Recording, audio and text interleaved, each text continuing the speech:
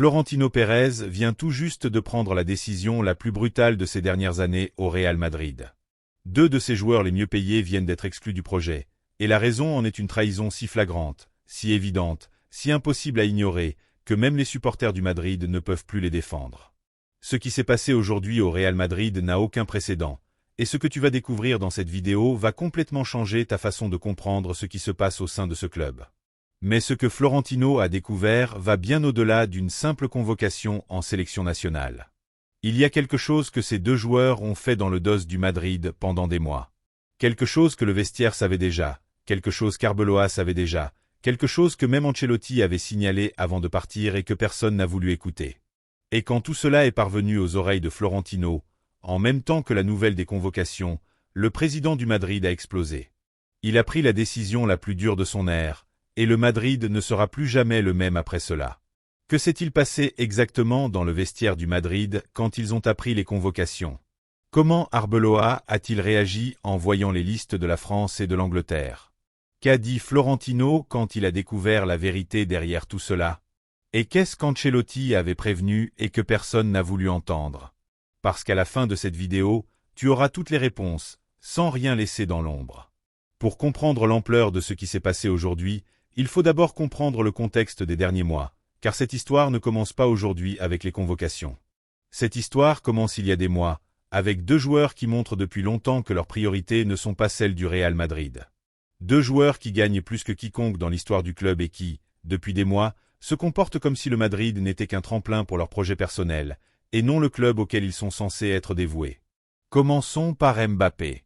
Kylian Mbappé est blessé depuis décembre, traînant pendant plusieurs mois des douleurs au ligament du genou gauche qui l'ont empêché de performer au niveau attendu de quelqu'un qui gagne ce qu'il gagne. Jusqu'à présent, cela pourrait être compréhensible. Les blessures font partie du football. Les joueurs se blessent, les clubs doivent les gérer. Personne ne peut reprocher à un footballeur de se blesser. Mais ce qui s'est passé autour de cette blessure est une toute autre histoire. Une histoire que nous, les supporters du Barça, racontons depuis des mois, et que les supporters du Madrid commencent maintenant à reconnaître à voix haute, car ils ne peuvent plus fermer les yeux.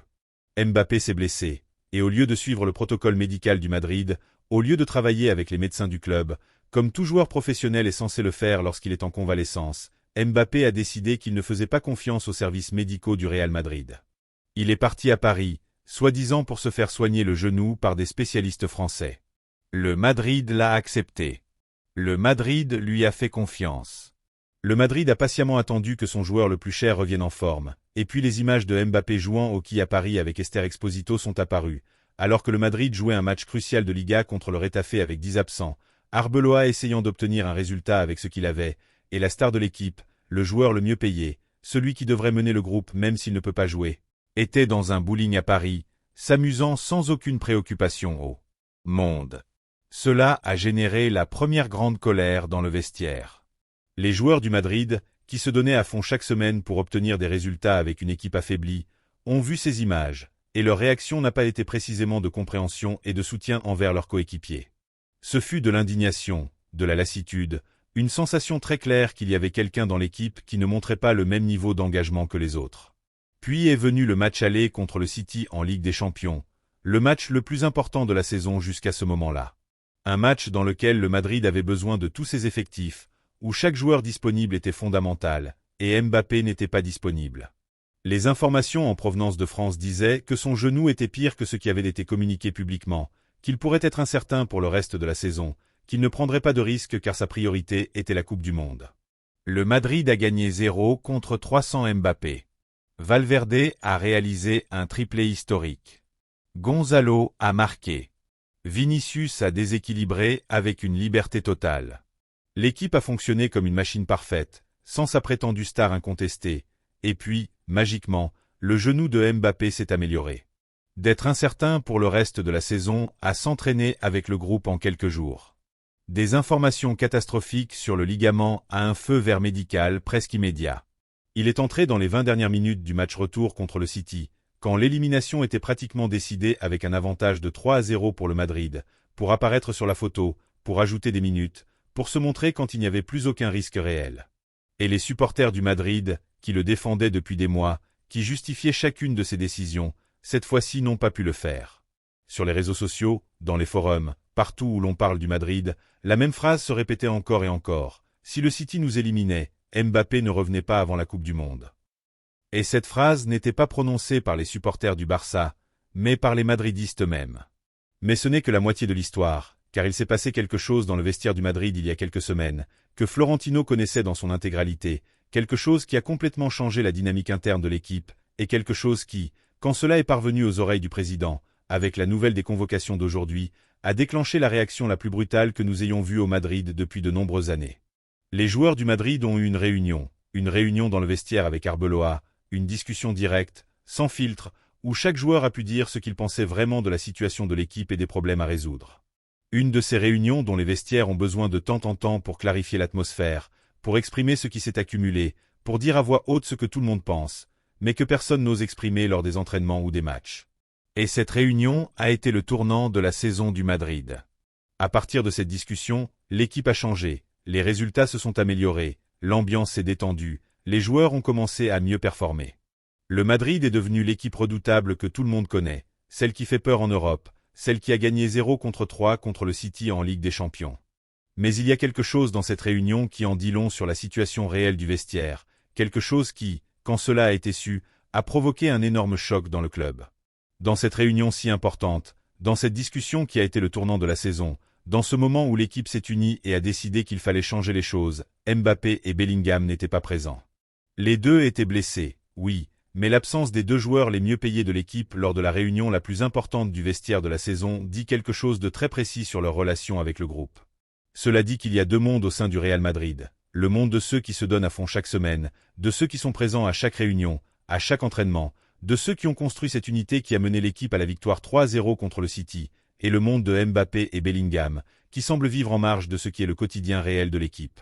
Et ce n'est pas seulement une perception, c'est quelque chose que Carlo Ancelotti lui-même a confirmé avant de partir. Carlo Ancelotti a dit sur Radio Marca quelque chose que beaucoup ont voulu ignorer à l'époque, mais qui prend tout son sens maintenant. Il a dit que l'arrivée de Mbappé a coïncidé avec deux départs importants, ceux de Kroos et de Nacho, et que cela a généré une ambiance différente, que Mbappé a marqué plus ou moins 50 buts, mais que l'équipe a eu des difficultés à remporter des titres, car le football est une question de petits détails, et quand on change quelque chose, cela ne fonctionne pas toujours bien. Ancelotti a pointé du doigt Mbappé, l'entraîneur le plus titré de l'histoire du Madrid, a directement désigné le recrutement star comme le facteur qui a changé l'ambiance du vestiaire et a empêché l'équipe de gagner des titres, et personne ne l'a écouté ou n'a voulu l'écouter.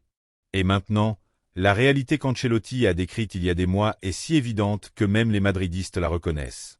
Juan Marc Rodriguez, l'un des journalistes les plus madridistes d'Espagne, l'a dit cette semaine dans El Chiringuito avec une clarté que personne n'attendait. Le Real Madrid joue mieux sans Mbappé. Avec lui à 100%, l'équipe joue moins bien que sans lui. Mbappé est entré physiquement au Madrid, mais le Madrid n'est pas entré dans Mbappé.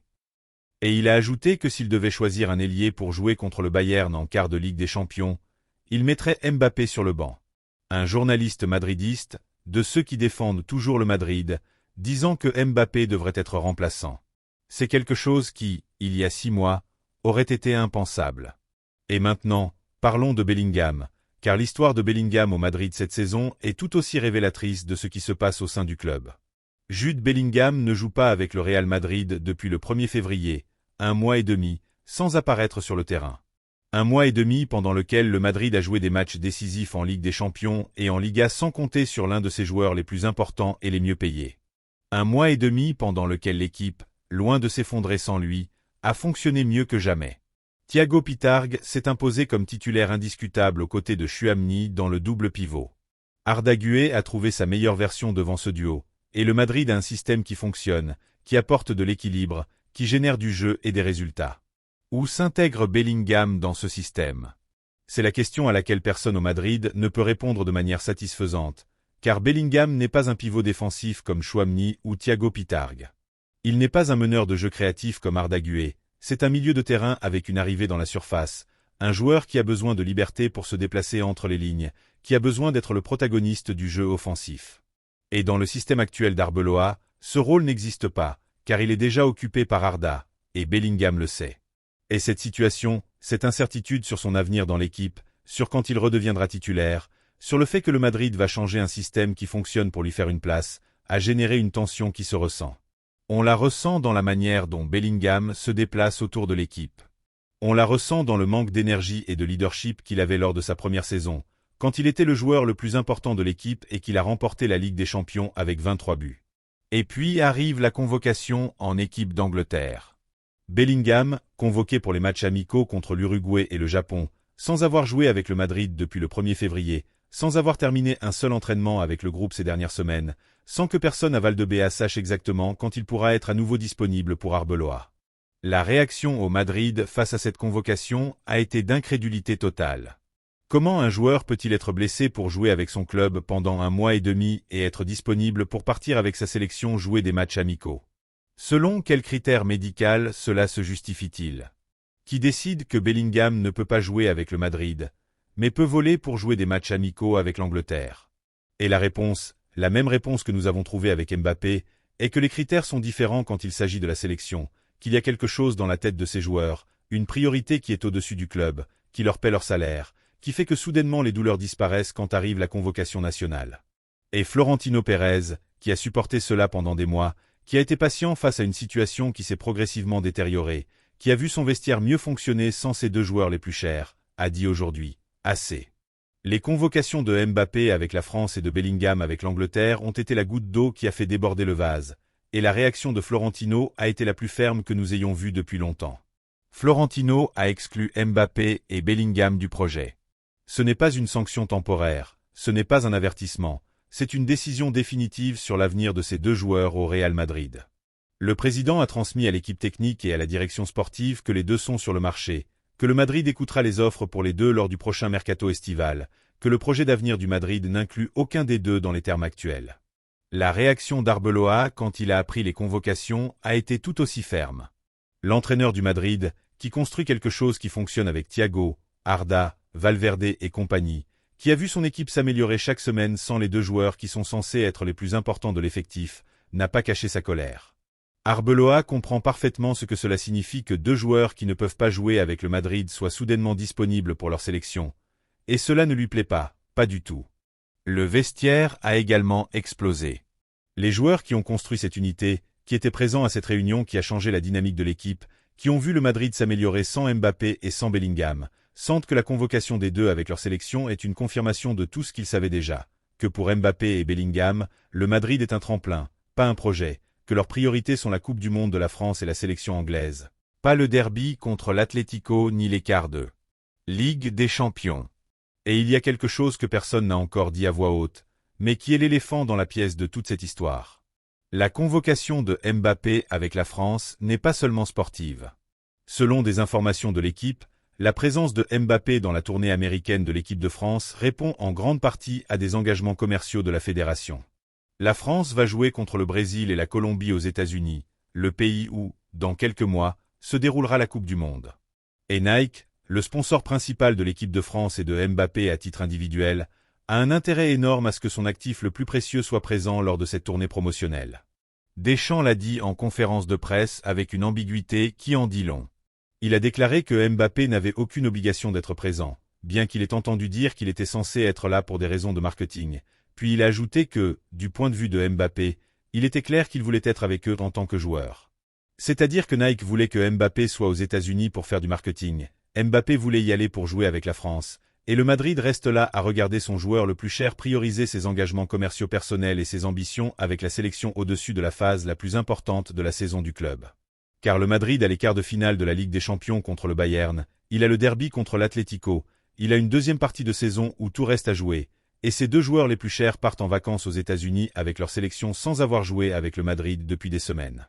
Après tout ce que je t'ai raconté sur Mbappé, il faut parler de Bellingham avec la même profondeur et la même honnêteté, car l'histoire de Bellingham au Madrid cette saison est un cas d'école de ce qui se passe quand un joueur se croit plus grand que le projet auquel il appartient. Et c'est un cas qui a bien plus de nuances que ce qui est raconté dans les médias. Jude Bellingham est arrivé au Madrid il y a 2 saisons comme le milieu de terrain le plus cher de l'histoire du club à ce moment-là, 140 millions d'euros. Une somme énorme pour un joueur de 20 ans qui venait du Borussia Dortmund. Mais Bellingham a justifié cet investissement dès le premier jour. Lors de sa première saison, il a été le meilleur joueur de l'équipe, sans aucun doute. 23 buts, décisif en Ligue des Champions, leader sur et en dehors du terrain. Le genre de joueur qui transforme une équipe dès qu'il met le pied sur le gazon. Le Madrid a remporté la Liga et la Ligue des Champions avec Bellingham comme axe fondamental du projet. Tout était parfait. Et puis est arrivée la deuxième saison, et avec la deuxième saison est arrivé Mbappé, et tout a changé. Car quand Mbappé est arrivé au Madrid l'été dernier, l'équilibre des pouvoirs au sein du vestiaire a changé de manière radicale. Soudain, il y avait une nouvelle star qui accaparait tout, une nouvelle star qui avait besoin du ballon, qui avait besoin d'être le protagoniste, qui avait besoin que le système s'adapte à elle. Et Bellingham, qui lors de sa première saison avait été le roi incontesté du vestiaire, s'est soudainement retrouvé en compétition pour cet espace avec quelqu'un qui arrivait avec plus de pouvoir médiatique, plus de marketing derrière lui, avec le soutien total et inconditionnel de Florentino. Et Bellingham ne l'a pas bien géré. Il faut le dire avec honnêteté, même si cela fait mal aux madridistes qu'il aime. Bellingham n'a pas su s'adapter à la nouvelle situation, n'a pas su trouver son rôle dans une équipe où il y avait une autre superstar qui avait aussi besoin d'être le centre de tout. Et au lieu de se réinventer, au lieu de trouver un moyen de coexister avec Mbappé, en étant tout aussi déterminant sous un autre angle, Bellingham a commencé à s'effacer, à perdre ce protagonisme qu'il avait eu lors de sa première saison, à devenir un joueur de plus dans une équipe qui tournait autour de Mbappé. Et les chiffres le confirment de manière implacable. Bellingham, lors de sa première saison, a marqué 23 buts. Cette saison, dans les matchs qu'il a joués avant de se blesser, ses statistiques sont bien en dessous de ce registre. L'arrivée dans la surface, qui était sa marque de fabrique, a presque complètement disparu. La capacité à apparaître dans les moments décisifs, qui avait fait de lui le leader de l'équipe, s'est diluée dans un système qui ne lui donne pas la liberté dont il a besoin pour s'exprimer. Et il y a autre chose que personne ne dit, mais qui est fondamental pour comprendre la situation. Bellingham est blessé depuis 1 mois et demi, mais avant de se blesser, il n'était déjà plus le même. Avant même que son corps ne dise stop, Bellingham jouait en dessous de son niveau avec une attitude que certains au sein du vestiaire décrivaient comme celle de quelqu'un qui a perdu sa motivation, qui n'a plus la faim qu'il avait lors de sa première saison, qui s'est installé dans une zone de confort qui exige de donner 100%. Et quand cela arrive, quand un jeune joueur qui arrive avec la faim et l'envie de conquérir le monde commence à s'installer, à croire que sa place est garantie indépendamment de ce qu'il fait sur le terrain, la performance baisse, et ceux qui paient les conséquences sont ses coéquipiers, qui doivent compenser son manque d'engagement avec plus d'efforts, plus de kilomètres, plus de travail, sans que personne ne les en remercie. Et maintenant, il s'avère que ce Bellingham qui ne peut pas jouer avec le Madrid depuis le 1er février est disponible pour voler jouer des matchs amicaux avec l'Angleterre contre l'Uruguay et le Japon, pour partir en tournée internationale alors que le Madrid a le derby contre l'Atlético et les quarts de finale de la Ligue des Champions contre le Bayern à l'horizon, pour prioriser 2 matchs sans aucune pertinence compétitive réelle au-dessus des matchs les plus importants que le Madrid va jouer pour le reste de la saison. La réaction des joueurs du vestiaire madrilène quand ils ont appris les convocations a été immédiate et ferme. Des joueurs qui se sacrifient depuis des semaines, qui étaient présents à cette réunion qui a changé la dynamique de l'équipe, qui ont construit avec Arbeloa quelque chose qui fonctionne et qui génère des résultats. Ils ont senti que les convocations de Mbappé et Bellingham étaient une gifle à tout ce travail, une confirmation qu'il y a des coéquipiers qui ne font pas partie du même projet, qui n'ont pas les mêmes priorités, qui disparaissent quand l'équipe n'a pas besoin d'eux, mais qui réapparaissent miraculeusement quand il y a des caméras et des photos. Valverde a été interrogé sur la situation de Mbappé et Bellingham, et sa réponse a été aussi diplomatique que révélatrice. Il a dit qu'il avait beaucoup confiance en les gens du club. Il n'a pas dit qu'il avait confiance en Mbappé, il n'a pas dit qu'il avait confiance en Bellingham, il a dit qu'il avait confiance en les gens du club. Une réponse qui, dans le langage du football professionnel, signifie exactement ce qu'elle semble signifier, qu'il y a des gens dans le club en qui il a confiance, et d'autres en qui il n'a pas confiance, et que les 2 noms qu'on lui avait demandés n'étaient pas nécessairement dans la première catégorie. Et il faut aussi parler d'Arbeloa, car la position d'Arbeloa dans tout cela est bien plus complexe qu'il n'y paraît. Arbeloa a construit quelque chose avec cette équipe que personne n'attendait quand il est arrivé sur le banc en janvier. Il a réussi à unifier un vestiaire qui était divisé, qui avait des tensions internes, qui ne croyait pas au projet, et à les faire travailler autour d'un objectif commun, commençant à performer au niveau que le Madrid exige. Et il l'a réussi précisément parce qu'il a su créer un environnement où tout le monde se sent important, où il n'y a pas d'intouchable, où l'engagement et l'effort sont les seuls critères pour avoir une place dans l'équipe. Et dans cet environnement qu'Arbeloa a construit avec tant d'efforts, le retour de Mbappé et Bellingham est une menace réelle, non pas parce qu'ils sont de mauvais joueurs, ils ne le sont pas, mais parce que leur attitude, leur manière de gérer leur situation, la manière dont ils ont montré que leurs priorités ne sont pas celles de l'équipe, peut briser cet équilibre qu'Arbeloa a mis des mois à construire. Et Arbeloa le sait. Et Florentino le sait aussi maintenant, c'est pourquoi la décision prise aujourd'hui est si ferme et si définitive. Le Madrid, sans Mbappé et sans Bellingham, va en quart de finale de la Ligue des Champions, va au derby contre l'Atlético, va vers la fin de la saison avec Valverde, Thiago, Arda, Gonzalo, Vinicius, avec l'équipe qui a montré que quand tout le monde rame dans la même direction, le Madrid peut battre n'importe qui. Et si ce Madrid va loin, si ce Madrid gagne des titres sans ses deux joueurs les plus chers, la question que tout le monde dans le football se posera cet été sera la même que celle que Florentino se pose déjà maintenant. À quoi bon les garder ?